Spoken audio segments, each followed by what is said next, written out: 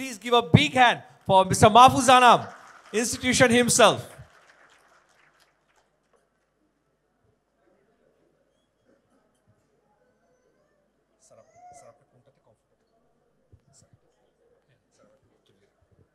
ফাউন্ডেশনের পক্ষ থেকে স্যারকে ফুলেল শুভেচ্ছা জানানো হচ্ছে।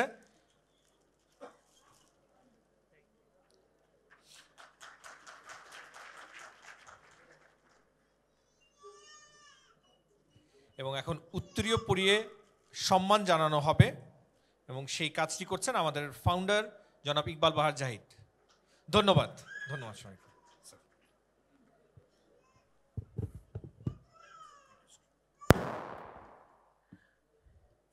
আমি আপনাদেরকে খুশি করার জন্য বলছি না, আমি হৃদয় থেকে বলছি, বিশ্বাস থেকে বলছি এবং আত্ম উপলব্ধি থেকে বলছি যে আমি এই কয়েক মিনিটে যে ৩-৪ জনের গল্প শুনলাম এবং ওনাদের গল্পের মাধ্যমে আপনাদের গল্পের একটি ধারণা পেলাম, আমি অন্তর থেকে বলছি আপনারা সবাই শ্রেষ্ঠ নাগরিকের একজন।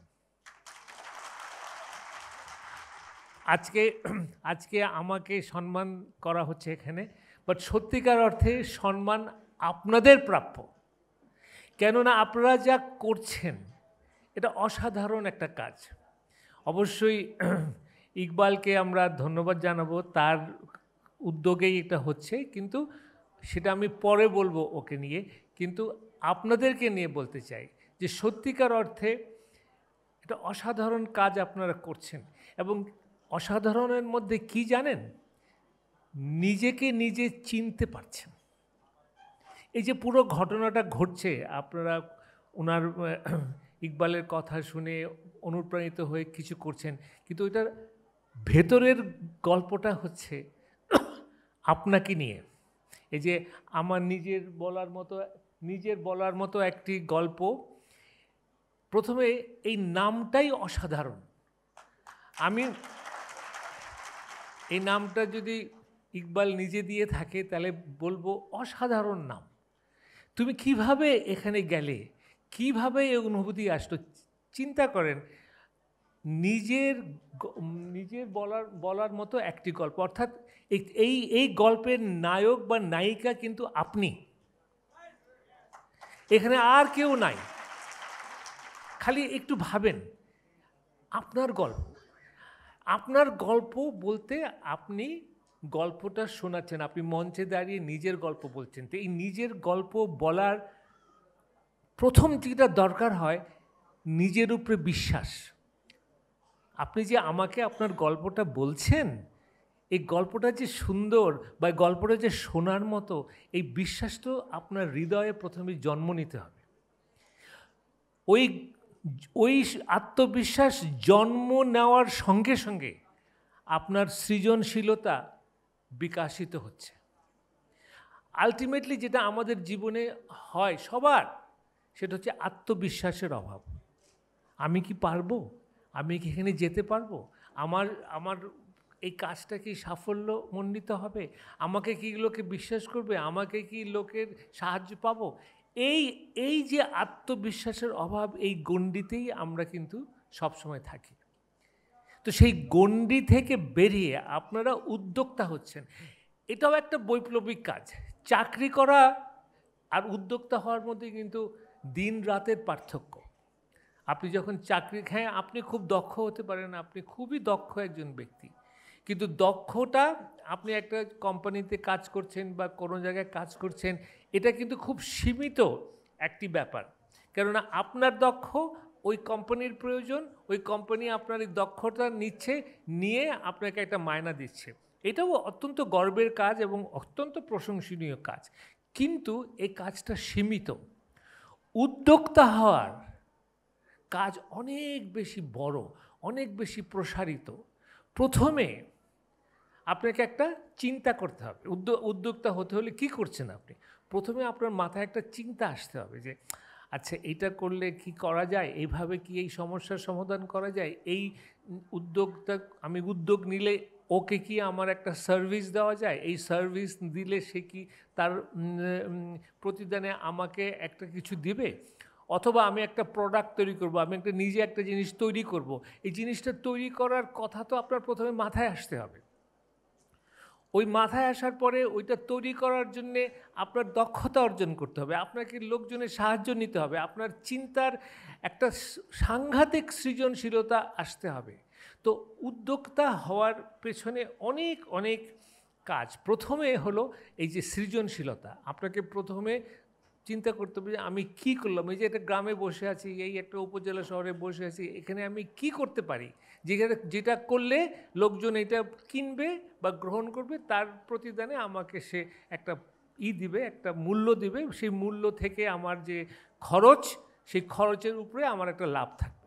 তাহলে কত কিছু হয়ে গেল। প্রথমে আপনার সৃজনশীলতা, দ্বিতীয়ত ইকবাল বলছিল এখানে দাঁড়িয়ে যে সে আপনাদেরকে মেন্টরশিপ দেখায় মানি ম্যানেজমেন্ট। মানি ম্যানেজমেন্ট এটা সাংঘাতিক জটিল কাজ। আপনি 5 টাকা খরচ করলেন, সেই 5 টাকার খরচের ফলে আপনাকে 6 টাকা উপার্জন করতে হবে, 6 টাকা বা 60 টাকা উপার্জন করতে হবে, নাহলে কিন্তু আপনার এই 5 টাকায় চলে গেল। প্রথমে হয়তো 5 টাকার বিনিময়ে আপনি 5 টাকাই পাচ্ছেন, সেটাও কিন্তু একটা বিরাট একটা অর্জন, যে আপনি একটা কাজ করলেন, নিজের সম্পদ দিলেন, নিজের ক্যাপিটাল দিলেন, বাট ওইটা ফিরে আসলো, কোনো মুনাফা থাকলো না, কিন্তু আপনার সময়টা নষ্ট হলো, আপনার এনার্জি নষ্ট হলো।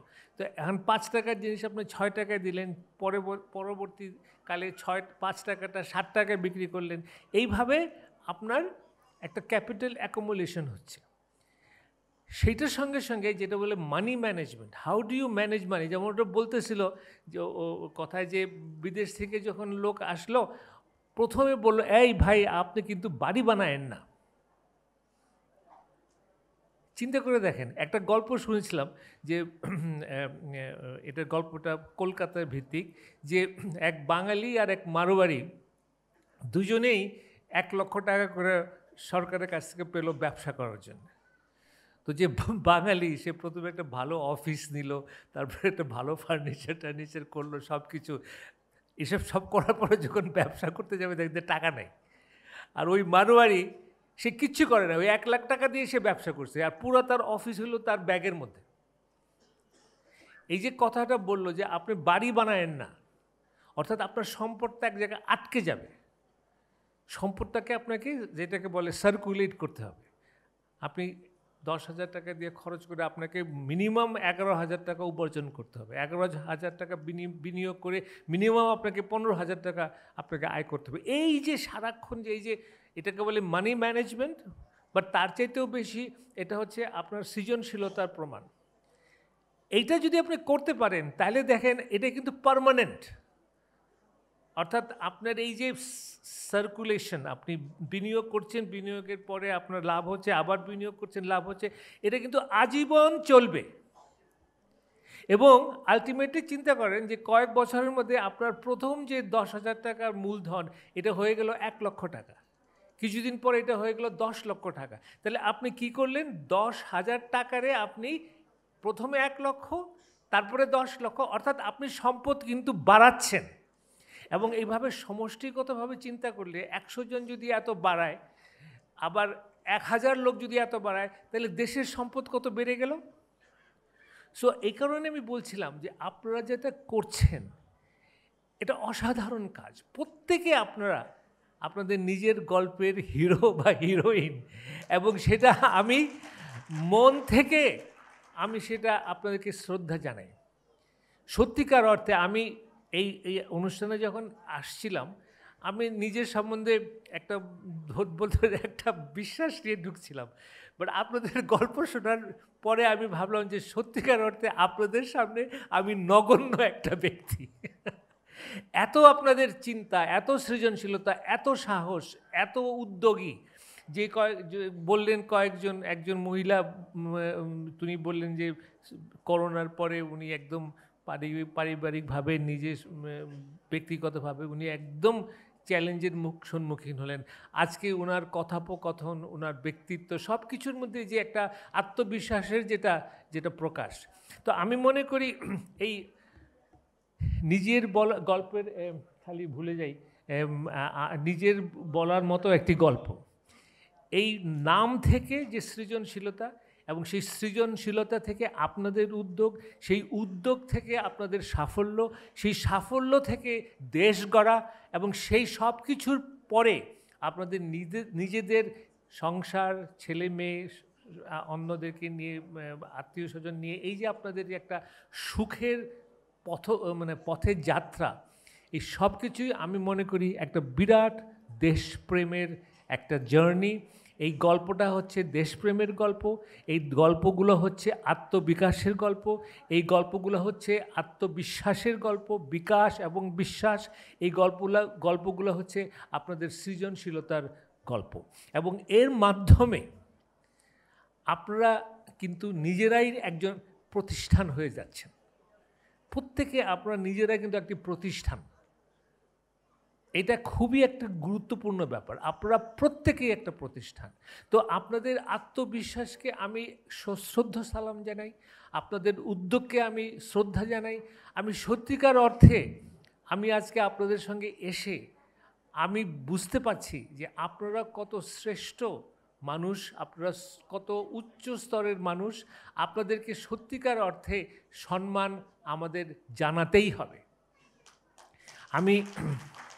আমি সাংবাদিকতা করি, আমার পেশাটাই হচ্ছে মানুষকে নিয়ে, আমার পেশাটাই হচ্ছে মানুষের সাফল্য, সুখ দুঃখ, তাদের প্রতিবন্ধকতা, তাদের চ্যালেঞ্জ সামনে তুলে ধরা। আমি মন থেকে ভাবছি যে আপনাদের গল্প আমি আরও কেন বলি না, আপনাদের সঙ্গে আরও কেন আমি মিশি না, আপনাদের এই সাফল্য আরও আমি কাগজে কেন তুলে ধরি না।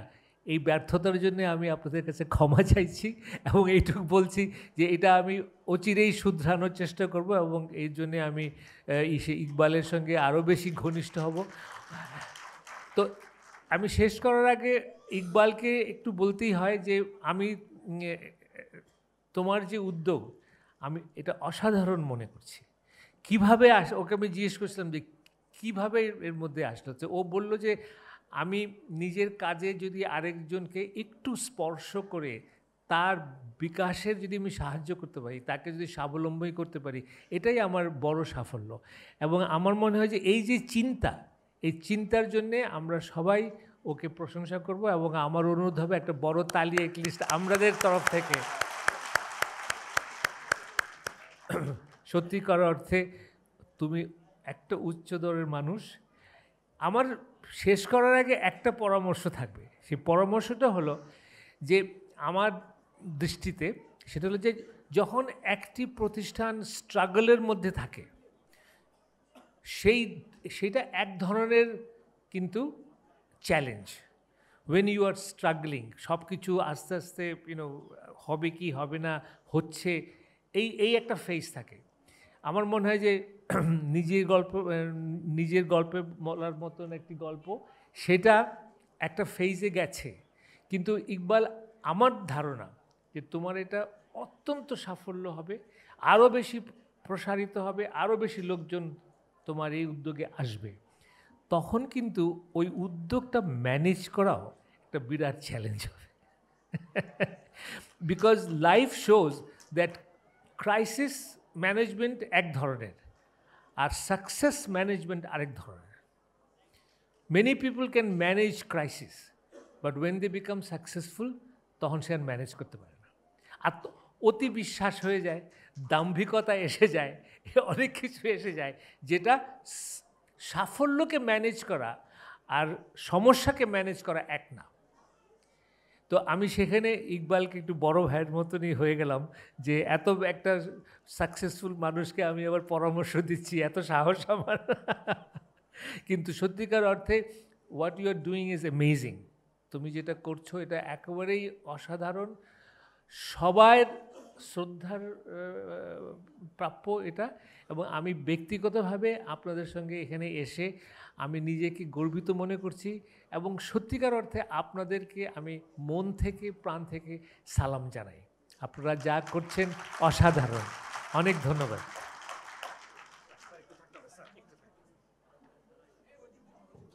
অনেক ধন্যবাদ স্যার। আমি ইকবাল ভাইকে একটু মঞ্চে আসার জন্য অনুরোধ করছি। ফাউন্ডেশনের পক্ষ থেকে স্যারকে আমরা ক্রেস্ট দিয়ে সম্মান জানাবো।